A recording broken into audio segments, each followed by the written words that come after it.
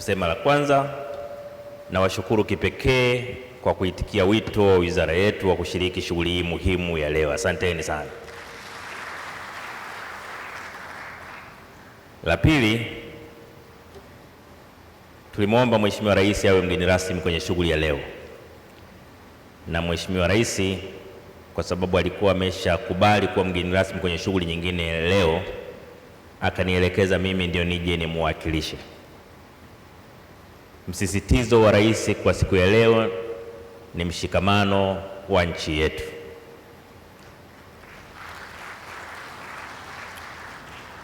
Mheshimiwa Rais anasema kwenye umoja, kwenye amani tunakwenda vizuri, isipokuwa tuna changamoto kwenye mshikamano.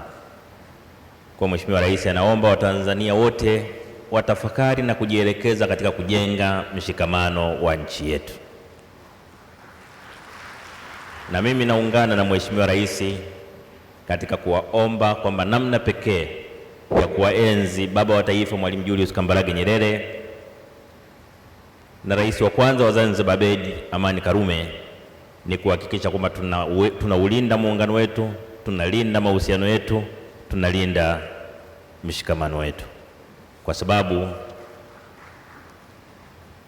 baada ya kazi yote iliyofanyika, baada ya miaka 62 ya muungano wetu, tutadanganyana sana tukisema mawazo ya Watanzania wote yatafanana.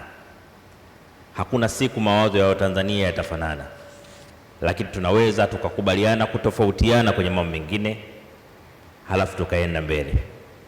Tunaweza tukakubaliana kwenye maeneo tusiyokubaliana, tuweze kuvumiliana, kwa sababu hili ni taifa la binadamu wanaofikiri, sio taifa la mawe. Mawe ukiyaweka hayafikiri, hayaoni, lakini binadamu wanafikiri na kuona, na kila mtu Mungu amempa kipaji chake cha namna ya kufikiri na kuona.